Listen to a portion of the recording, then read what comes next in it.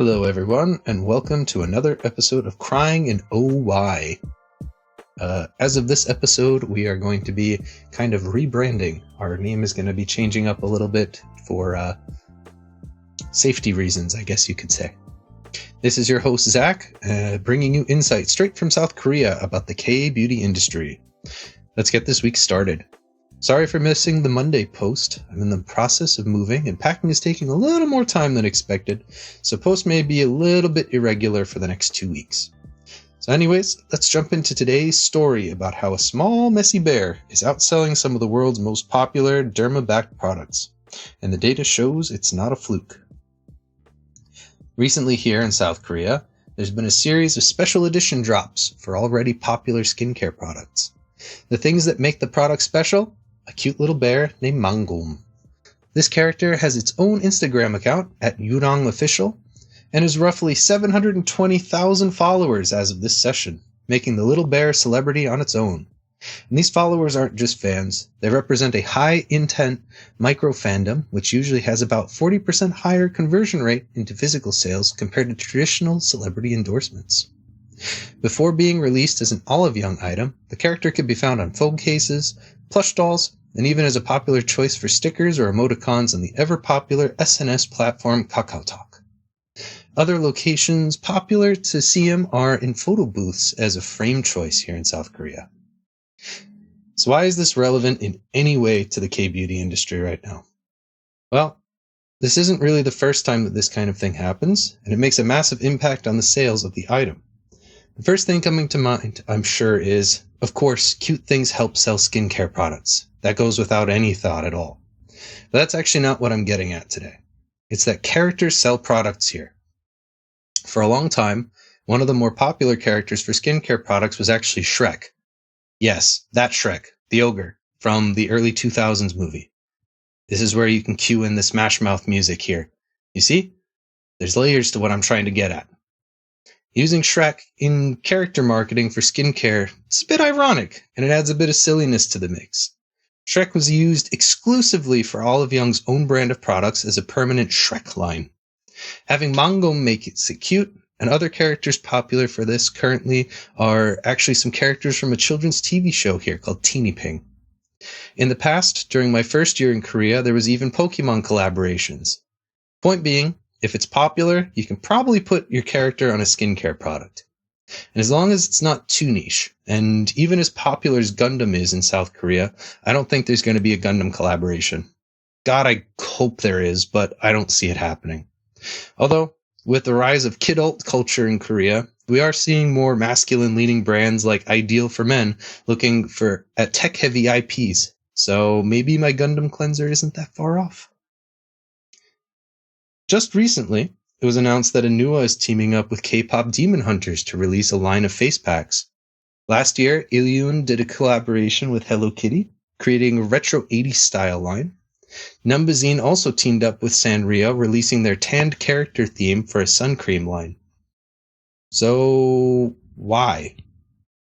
In a country where black is always in, individual expression isn't always easy to come by. But with these characters, it gives people a chance to show themselves. Whether it's hanging from their backpack or even just a makeup pouch, these characters give people something to connect with. It could be a brief moment of healing with a cute character like Mang-gom, or maybe they might want to show their inner rebel with a character like Kuromi from Sanrio. So, something I haven't really mentioned yet on the show is one of the side tasks I do throughout the week and pretty much every day is I do top seller analysis across online retailers for skincare. One of those sites is Olive Young, and wouldn't you guess it, the MangGOM products are now in the top seller section. Interestingly, the non-collaboration version of those products are still in the top seller section. And actually, before that, I want to add that these promotional and collaborative events are not locked into just one brand. Today, right around now, I'm going to add a photo so that everyone watching on YouTube can see. But if you're looking here, you're going to be able to see that both Irsu and Beplain both have MangGOM versions available. Some of the other ones in here are also Benilico and Wellage. So, Let's take a look at an example of the products being in the top 20 as both regular and collaborations. Oh, and actually looking here, you guys can see that the Beplain product happens to be one of them. This is their foaming cleanser. And again, showing here on YouTube. Sorry, listeners, but as you can see, both products sell for basically the same, roughly 30,000 won. The only difference here is that if you want the limited pouch accessory, or if you want an additional cleansing oil. Now, this is the Olive Young Awards edition of the product, but this is basically how the product is sold normally. The only difference is that they're adding in the extra gift item. Olive Young loves to sell things as sets like this, and pretty much every item in the top 20 is some type of set or kit. And in this case, you're going to get 2 tubes of the foaming cleanser, both sets being a 160 milliliter tube, plus whatever gift item it is. Now, obviously, not everyone is going to purchase these double packs, especially doing in-store purchases. But Beplain isn't just selling more units by doing it this way, with the double pack, teaming up with Mang-gom. They're effectively doubling their revenue per customer. By gating the limited edition pouch behind a double pack, they've convinced the consumer that a 30,000 won spend is a deal, even if the user only needs 1 tube. Another interesting detail about all this, though, is that this collaboration only started last week on the 26th. So, for a limited release item to suddenly surge up to the top 20 where things like Beplain's foam cleanser has been for months, shows how well the character's branding works here. I will add, though, that Olive Young's bestseller list is different pretty much every single day. There's a few items that have been on there, like Astura's 365 cream, but outside of that, it's a different list every single day. It could be that it's the same product in a new kit or by itself, but regardless, that list changes every single day, and it is the most work I have to do amongst all of my checking that I do. So, in general, I think MangGOM is a great case study for character branding and the influence it has on purchasing choice in South Korea. Beplain is already a well-known brand, so add an acute character to it, and with the lack of brand loyalty in general in South Korea, as long as the product works, a lot of people are just going to want to buy it. But how well is it actually selling right now? As of late 2023 and early 2024, the Mung Bean cleansing foam line surpassed 2 million units sold globally, without the collaboration. And during major Olive Young days, their quarterly mega sales, it frequently hits the number 1 in the cleansing category.